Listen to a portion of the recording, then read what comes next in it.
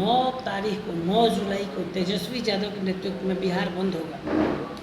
बिहार के मुख्यमंत्री नीतीश कुमार, देश के प्रधानमंत्री नरेंद्र मोदी और अमित शाह चुनाव आयोग के माध्यम से लोकतंत्र का गला घोट रहे हैं मतदाता पुनरीक्षण करवाकर। देखिए, इलेक्शन कमीशन एक संवैधानिक स्वतंत्र संस्था है और चुनाव जहां भी होता है तो निष्पक्ष चुनाव कराने के लिए इलेक्शन कमीशन स्वतंत्र है।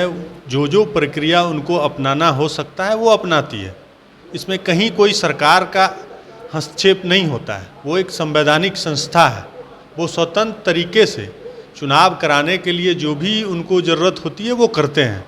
और तेजस्वी यादव जी, अगर इनको लगता है कि कुछ चीज़ें छूट रही है तो इनको जाके इलेक्शन कमीशन को कंसर्न देना चाहिए। मिले थे इलेक्शन कमीशन से, आधार पर उन्होंने बड़ी मजबूती से पक्ष रखा, मनरेगा कार्ड पे पक्ष रखा, चुनाव आयोग सुनने को तैयार नहीं है। देखिए, ये कैसे आपको पता चल गया कि चुनाव आयोग सुनने के लिए तैयार नहीं है? अगर वो गए तो उनको समय दिया गया होगा, उस पर कंसर्न करेगी, उसमें इलेक्शन कमीशन उस पर अपना डिपार्टमेंट के साथ चर्चा करेगी, उसके बाद उस पर कुछ दिशा निर्देश वो या फिर कुछ ऑर्डर निकालेगी।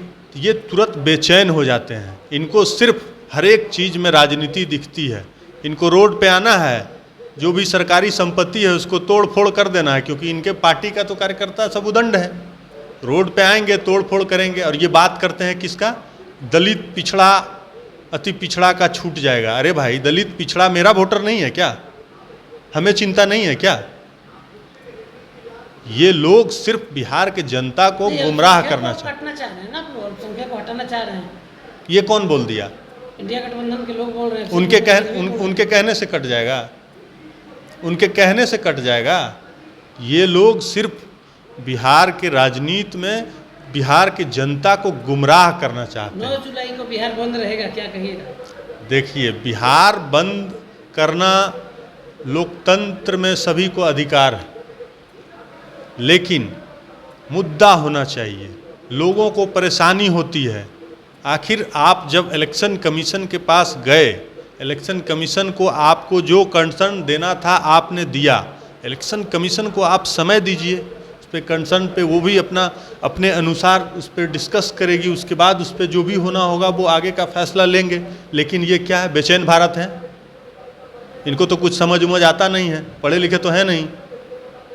तो ये क्या करना है? तो बिहार में राजनीति कर देना है, गुमराह कर देना है लोगों को। लेकिन बिहार की जनता समझती है, इनके फेर में आने वाली नहीं है।